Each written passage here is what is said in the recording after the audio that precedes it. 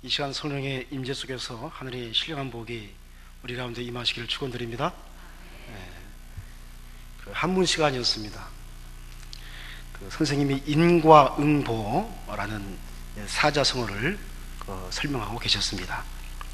인과응보라는 말은 자기가 한 일에 대해서 그에 합당한 보상이 꼭 주어진다는 뜻이지. 쉽게 말해서 개를 죽이면 그 다음 세상에서 개로 태어나고, 또 개미를 죽이면 그 다음 세상에서 개미로 태어난단 말이지 라고 말을 했습니다. 그러자 한 학생이 질문을 합니다. 선생님, 그러면 사람을 죽이면 어떻게 되나요? 라고 물었습니다. 사람을 죽이면 사람으로 태어나나요? 초등학교 3학년 어린이들에게 문제를 냈습니다. 술에 취해 거리에서 큰 소리를 지르거나 노래를 부르는 것을 사자성어로 무엇이라 하는가? 여러분 아세요? 저녁에 술 취해가지고 막 소리 지르고 하는 거 있죠? 끝은 뭐뭐뭐 가다 라고 말했습니다. 그랬더니 아이들의 답이 제각각이었습니다. 어떤 아이가 고음불가 라고 말했습니다. 그러니까 다른 아이가 이럴 수가 이렇게 말했습니다. 다른 아이가 손들고 미친 건가 라고 말했습니다. 마지막으로 한 아이가 손들고 말했는데 이 아이의 말 앞에서 모두 그냥 다 뒤집어졌습니다. 그 답은 아빠인가. 여러분, 오늘 이 시간 우리의 심령에 술로 인한 고성방가가 아닌 성령에 취해서 은혜의 도가니에 들어가는 역사가 있기를 소망합니다. 한문 시간의 말처럼 인과응보라는 단어는 우리의 인생의 모습을 잘 나타내주고 있는 사자성어입니다. 사람이 행한 대로 보응을 받는다라는 것은 성경에서도 우리에게 계속해서 말하는 내용입니다. 이러한 상식적인 인간의 모습에 의해서 우리는 절망스러운 존재가 되는 것입니다. 인간은 절망하는 존재다 라고 말하는 것입니다. 그런데 오늘 본문의 말씀은 인과응보의 법칙 속에서 죄의 절망 속에 살아가는 사람들에게 새로운 놀라운 복된 소식을 전하고 있음을 보게 됩니다. 인간은 죄인이기에 모두 징벌을 받을 수밖에 없습니다. 그런데 이러한 인간의 현실을 주님께서 보시고 하나의 큰 사랑의 선물을 준비하셨습니다. 이 선물은 자신의 아들의 생명을 우리를 위해서 대신 희생시키시고 십자가에 못 박으셨으며 그런 말미암아서 우리가 구원을 받는 사건이었습니다. 이 사건을 우리는 흔히 복음이라고 말합니다. 다시 말하면 하나님께서 복음이라는 큰 선물을 우리를 위해서 준비하셨고 지금 우리에게 주신 것입니다. 그런데 오늘 본문의 말씀은 이 같은 구원의 복된 선물이 우리에게 주어지는 과정을 다음과 같이 설명하고 있습니다. 그것을 살피면 다음과 같습니다. 첫째로 보니까 우리는 원래 본질상 진노의 자녀였습니다. 그래서 우리의 육체는 마음이 원하는 것을 행하기를 즐거워하는 성향을 지녔습니다. 3절 말씀에 전에는 우리도 다 그 가운데서 우리 육체의 욕심을 따라 지내며 육체와 마음에 원하는 것을 하여 다른 이들과 같이 본질상 진노의 자녀이었더니 라고 말씀하고 있습니다. 육체, 즉 세상에 속한 사람들은 언제나 육체와 마음이 원하는 것대로 행하는 특성을 지녔습니다. 이들은 죄에 대한 개념이 없기 때문에 마음대로 자신의 육신이 원하는 것을 행합니다. 그래서 그들의 삶은 난잡하고 또 사상은 공허하며 그들에게는 구별되는 거룩함이라는 것을 찾아볼 수가 없습니다. 이들은 사탄의 지배 아래에 있는 존재들입니다. 그래서 사탄은 죄라는 것을 세상에 가득 채워놓았습니다. 그래서 세상은 죄로 가득합니다. 죄가 가득한 세상에 육체와 마음이 원하는 대로 삶을 살아가는 사람들은 그만 죄와 하나가 되어버립니다. 내 마음대로 삶을 살기 때문에 죄에 묻혀버리고 자신이 죄가 되어버립니다. 그래서 이들에게는 희망이라고는 찾아볼 수가 없습니다. 나중에 인생을 마칠 때에 장례식 앞에서 그들이 말하기를 헛되다, 모든 것이 헛되다 라고 말하는 것을 종종 볼 수가 있습니다. 그래서 하나님께서 이러한 우리에게 하나의 큰 선물을 주셨습니다. 그것은 예수 그리스도를 믿음으로 육체의 사람이 아닌 하나님의 사람이 되는 선물을 우리에게 허락하신 줄 믿습니다. 할렐루야. 우리는 이러한 하나님의 사람을 그리스도인, 크리스찬이라고 부릅니다. 그러면 우리 그리스도인은 세상에서 어떠한 마음으로 삶을 살아야 합니까? 세상은 뭘로 가득 차 있다고요? 죄로 가득 차 있습니다. 세상 사람들은 마음대로 살기 때문에 죄와 하나가 됩니다. 근데 저와 여러분은 큰 선물을 받았습니다. 보혈의 피로서 씻음 받아서 우리에겐 죄가 없습니다. 그런데 우리가 삶을 살아가는 곳은 세상 복판입니다. 죄가 가득합니다. 어떻게 삶을 살아야 됩니까? 탄광촌을 방문한 어떤 젊은 목사님이 탄광을 지나게 되었습니다. 어둡고 더러운 갱안의 통로에서 놀랍게 아름답고 하얀 꽃이 자라고 있는 것을 그는 발견했습니다. 어떻게 이 시커먼 탄광에서 이와 같이 깨끗하고 아름다운 꽃이 피고 있을까? 그래서 그것을 광부에게 물었습니다. 어떻게 이 더러운 곳에서 이 아름답고 순결하고 고귀한 꽃이 필 수가 있습니까? 그랬더니 이 광부가 탄가루를 그 꽃에 부어보십시오 라고 대답합니다. 그래서 목사님이 그 말대로 했는데 놀란 것은 탄가루가 꽃잎에 닿자마자 그냥 스르르 흘러내리는 겁니다. 이 꽃의 표면이 너무나 매끄러웠기 때문에 더러운 탄가루가 닿자마자 접촉하지도 못하고 스르르 흘러내리는 겁니다. 여러분, 우리의 마음도 마찬가지입니다. 장소를 바꾸어도 꽃이 깨끗하게 피어나듯이 죄악으로 가득한 세상에서 인간으로 살 수밖에 없으나 하나님은 인간이 다방면에서 죄를 접촉한다고 해도 하나님께 속한 사람은 깨끗하게 지켜주시며 죄악이 우리를 사로잡지 못하게 보호해 주시는 것입니다. 죄악의 한가운데 서게 되는 것은 마치 하얗고 아름다운 꽃이 갱 안에서 피는 것과 같습니다. 청결의 비결은 여러분 하나님께 속하는 것입니다. 여러분은 하나님께 속했습니까? 여러분 하나님의 것입니까? 하나님을 볼 수 있는 비결, 있음의 비결, 또 하나님을 알 수 있음의 비결은 곧 마음의 청결로부터 옵니다. 마음의 깨끗함은 하나님으로부터 오는 것입니다. 그래서 우리는 깨끗한 마음을 가져야 할 줄 믿습니다. 그래야 어떤 환경에 처하여도 여러분 완전한 행복을 얻을 수가 있는 것입니다. 그렇습니다. 하나님께서 우리에게 예수 그리스도를 통해서 죄악에 오염되지 않는 청결하고 순수하고 거룩한 마음을 우리에게 허락하신 줄 믿습니다. 그래서 그리스도인은 본질상 진노의 자녀, 즉 마귀의 자녀였지만 하나님의 복음의 선물로 말미암아 거룩한 하나님의 백성이 된 것입니다. 이 선물이 여러분의 믿음 속에 있음을 여러분 확신하시기 바랍니다.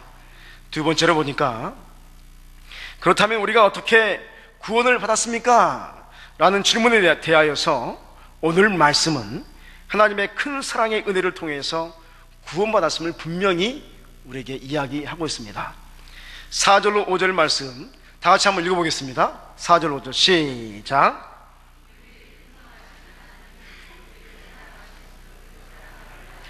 허물로 죽은 우리를 그리스도와 함께 살리셨고 너희는 은혜로 구원을 받은 것이라. 아멘. 엄마와 아빠 그리고 7살 난 아들과 5살짜리 딸이 살았습니다. 어느 날 아빠가 아들과 딸을 데리고 등산을 가다가 그만 교통사고를 당해서 아들이 심하게 다치게 되었습니다. 응급수술을 받던 중에 피가 필요했는데 아들과 같은 혈액형은 그 5살짜리 딸아이밖에 없었습니다. 다급한 아빠가 딸에게 조심스럽게 묻습니다. 애야, 너 오빠에게 피를 좀 줄 수 있겠니? 딸아이는 이 질문에 잠시 동안 뭘 곰곰이 생각하는 것 같더니 머리를 끄덕였습니다. 네 하고 대답합니다. 수술이 끝난 뒤 의사가 대성공입니다 라고 말을 해줬습니다. 그때까지 딸아이는 침대 위에 가만히 누워 있었습니다. 그래서 아빠가 딸아이에게 가서 내 덕분에 오빠가 살게 되었어 라고 말을 했습니다. 이 아빠의 말을 들은 이 딸이 낮은 목소리로 아빠에게 물었습니다. 와, 정말 기뻐요. 그런데 아빠, 나는 언제 죽어요? 아버지가 깜짝 놀라 묻습니다. 죽다니, 내가 왜 죽는단 말이냐? 피를 뽑으면 곧 죽게 되는 게 아닌가요? 잠시 숙연한 침묵이 흐른 뒤 아빠가 입을 엽니다. 그럼 넌 내 자신이 죽을 줄 알면서 오빠에게 피를 주었단 말이냐? 예, 전 오빠를 사랑하거든요. 저는 이 이야기를 들으면서 무척 감동을 했습니다. 오빠에게 수혈을 하면 죽을 것으로 생각한 어린 딸아이가 자신의 생명을 자신의 오빠에게 주겠다는 생각으로 수혈한 것입니다. 여러분, 이와 같은 이야기도 우리에게 감동을 주는데, 하물며 하나님 아버지의 사랑은 우리의 상상을 초월한 엄청난 감동의 역사인 줄 믿습니다. 그의 아들 예수 그리스도가 저와 여러분을 위해서 대신 죽으신 줄 믿습니다. 그러므로 사랑하는 여러분이요, 우리는 하나님의 큰 사랑의 선물을 받고 새롭게 태어난 존재들입니다. 이 역사는 아들 예수 그리스도의 생명의 값을 아무 조건 없이 받은 것입니다. 이 은혜의 역사에 우리가 아멘 하기만 하면 우리는 구원을 받습니다. 우리의 마음의 문을 열고 이 사실을 받아들이기만 하면 우리에게 믿음이 생겨나게 될 줄 믿습니다. 우리의 믿음은 다 그런 것입니다. 바로 이 믿음이 주어지는 역사가 하나님의 큰 사랑의 선물에 속하는 것입니다. 그래서 우리는 하나님의 큰 사랑의 선물인 이 믿음을 통해서 구원함을 받게 되는 줄 믿습니다. 여러분, 여러분에게 믿음이 있습니까? 여러분, 예수 그리스도를 믿습니까? 복음을 받아들이십니까? 여러분, 그러면 하나님께 감사와 영광을 돌린 여러분 되시기를 축원드립니다. 우리가 상상하지 못한 구원의 드라마가 우리의 영혼 위에서 지금 진행되고 있습니다. 우리가 감히 감당하지 못하는 그 큰 하나님의 사랑이 우리의 믿음이라는 그 역사 속에 우리의 영혼 속에 그대로 임한 줄 믿습니다. 그래서 감사하는 겁니다. 세 번째로, 엄청난 하나님의 선물로서의 믿음의 역사 앞에서 우리는 어떤 행위로 하나님께 영광 돌려야 하는 것일까? 라는 질문이 생깁니다. 8절 말씀에 너희는 그 은혜에 의하여 믿음으로 말미암아 구원을 받았으니 이것은 너희에게서 난 것이 아니요 하나님의 선물이라 라고 말씀하고 있고, 10절 말씀에 우리는 그가 만드신 바 그리스도 예수 안에서 선한 일을 위하여 지심을 받은 자니 이 일은 하나님이 전에 예비하사 우리로 그 가운데서 행하게 하려 하심이라 라고 우리에게 말씀하고 있습니다. 사랑하는 여러분, 구원은 선물이다 라는 말 있죠? 한번 따라하겠습니다. 구원은 선물이다. 이 말의 뜻은 우리의 행위를 통해서 구원이 이루어지는 것이 아닌 전적인 하나님의 은혜에 의해서 거저 주어졌다라는 것을 우리에게 의미하는 것입니다. 저와 여러분이 이쁘고 잘나고 돈도 많고 의롭고 해서 우리에게 주신 게 아닌, 저와 여러분이 우리가 세상 사람이 볼 때도 못났고 보잘것이 없지만 그러나 하나님이 그냥 귀하게 여기셔서 그냥 주신 줄 믿습니다. 그게 바로 구원은 선물이다. 값없이 주셨다. 인간의 행위로 준 게 아니라 하나님의 전적인 은총에 의해서 주어진 것이다 라고 말하는 그런 뜻이 그 안에 있는 것입니다. 그러므로 사랑하는 여러분이요, 우리는 교회에서 우리 자신의 의를 자랑해서는 안 될 줄 믿습니다. 세상에는 여러분 신분이 있습니다. 죄송하지만 세상에는 사람마다 차원이 있어요. 잘 사는 사람 상위 3%, 2%, 1%, 그 다음에 정치하는 사람. 그러나 교회 안에 들어오면 그것이 다 사라져야 할 줄 믿습니다. 세상에서 아무리 잘 나간 사람도 이곳에 오면 하나님의 아들, 딸이 되어야 할 줄 믿습니다. 여러분 옆에 있는 모든 분들은 여러분 하나님의 구원을 받는 하나님의 아들, 딸인 줄 믿습니다.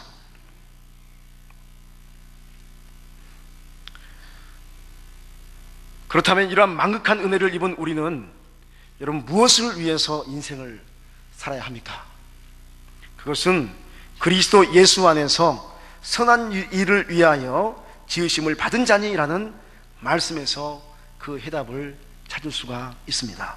그렇습니다. 저와 여러분이 구원함을 받은 것은 하나님께서 보시기에 선한 역사를 위해서 우리를 구원하신 줄 믿습니다. 선한 역사를 이루기 위해서. 러시아의 문호 도스토옙스키의 작품을 보면 다음과 같은 이야기가 나옵니다. 어느 농촌에 친구도 별로 없는 인식한 부인이, 구두쇠 부인이 어느 날 자기 채소밭에서 채소를 가꾸고 있었습니다. 마침 그곳을 지나던 배고픈 거지가 마님 먹을 것 하나만 주세요 라고 구걸을 했습니다. 그러나 이 인식한 부인은 탐스럽게 열린 토마토나 오이, 가지 같은 것은 아깝게 생각하고 다른 것이 없나 하고 둘러보니까 밖으로 언덕에 씨가 잘못 떨어져서 자라고 있는 무 한 포기가 있는 것을 보고 그것을 뽑아서 선심이나 쓰듯이 그 거지에게 던져주었습니다. 인식한 부인으로서는 그나마 평생 처음 좋은 일을 한 셈이었습니다. 얼마 후에 이 부인이 죽게 되어서 세상을 떠나 지옥에 가게 되었습니다. 지옥에서 고생을 하고 있을 때에 한동안 부인을 맡고 있던 천사가 자기 위로 날아가는 것을 보고 부인은 큰 소리로 천사를 불렀습니다. 그리고는 나는 세상에서 착한 일을 많이 했는데 왜 내가 지옥에 왔는지 모르겠다고 항의를 했습니다. 그러자 천사는 당신이 무슨 착한 일을 했습니까? 라고 물었습니다. 그랬더니 부인이 대답하기를 아무 때에 배가 고파하는 거지에게 무 한 포기를 하나를 준 일이 있습니다 라고 했습니다. 이때 천사가 한번 확인해 보겠다 하고는 창고에 들어가서 여인이 행한 착한 일을 찾아보니까 과연 시들시들한 무 한 포기가 여인의 이름 밑에 놓여서 있었습니다. 천사는 그 무 한 포기로 부인을 지옥에서 건질 수 있을까 하여서 문잎을 들고는 부인들어 무 밑둥을 단단히 붙잡으라고 했습니다. 그리고는 지옥에서 낙원으로 향하여서 올라가기 시작했습니다. 부인이 너무 기뻐서 어쩔 줄 몰라다가 옆을 바라보니까 평소 원수처럼 지내던 이웃집 부인도 무엇인가를 잡고 올라가고 있었던 거예요. 여러분, 배가 아픕니까? 배가 안 아픕니까? 여러분 같으면 안 아프겠죠? 이 부인은 배가 아팠어요. 아니, 괘씸한 저 부인이 말이지 나하고 지금 천국에 올라가고 있다는 거예요. 그래가지고 발로 뻥뻥 차기 시작했습니다. 그러다 보니까 이 무가 어떻게 됩니까? 흔들리다가 그만 이 무 이파리가 뚝 떨어져가지고 다시 지옥으로 가게 되었다 하는 이야기가 이 소설책의 내용으로 나옵니다. 여러분, 누구든지 그 제자의 이름으로 이 소자 중 하나에게 냉수 한 그릇이라도 주는 자는 내가 진실로 너에게 이르노니 그 사람이 결탄코 상을 잃지 아니하리라 라고 성경은 우리에게 말씀합니다. 할렐루야. 내 손이 선을 베풀 힘이 있거든 마땅히 받을 자에게 베풀기를 아끼지 말며 내게 있거든 이웃에게 이르기를 갔다가 다시 오라 내일 주겠노라 하지 말며 내 이웃이 내 곁에서 안연히 살거든 그를 모해하지 말라고 잠언 3장의 말씀은 우리에게 이야기합니다. 사랑하는 여러분이요, 하나님께서 우리를 선택하셔서 구원하신 것은 선을 행하기를 원하셔서 그렇게 하셨습니다.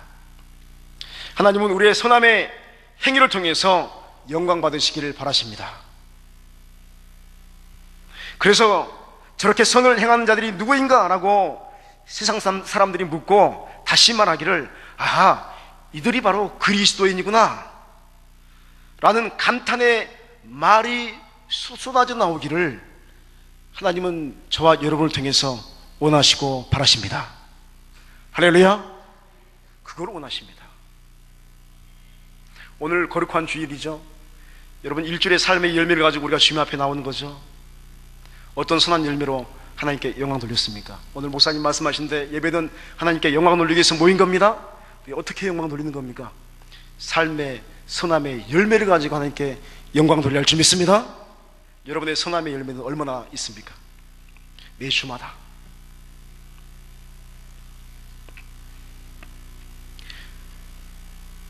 우리 그리스도인들이 선한 일을 행하며 하늘에 계신 우리 아버지께서 우리의 행위를 바라보면서 영광 받으신 줄 믿습니다. 그러므로 만극하신 은혜를 받은 우리들은 하나님의 큰 사랑의 선물 앞에서 더욱 선하고 거룩한 삶을 살아가야 할 줄 믿습니다. 오늘 우리는 에베소서의 본문의 말씀을 통해서 우리가 구원받은 것은 어떤 역사인지, 어떤 과정을 통해서 우리에게 역사되었는지를 살펴보았습니다. 이것은 전적인 하나님 아버지의 큰 사랑의 선물이라는 것입니다. 너무도 큰 사랑의 선물이기에 우리는 더욱 선한 삶을 살아가야 합니다.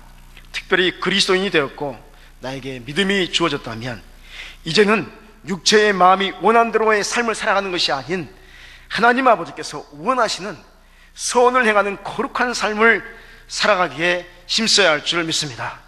그리고 이러한 선함이 우리로부터 나오고 있음을 여러분 자랑해서는 안 됩니다. 하나님의 선물이기에 모든 영광을 하나님께 돌려야 할 줄 믿습니다. 이 같은 영광 돌리는 인생에 주님은 더욱 놀라는 은혜를 베푸시며 하나님의 기쁨을 우리 안에 더욱 충만하게 허락하실 줄 믿습니다. 한 주간도 이 같은 하나님의 선물의 선함의 행위로 보답해드리는 여러분 되시기를 주의 이름으로 간절히 축원드립니다. 기도하시겠습니다.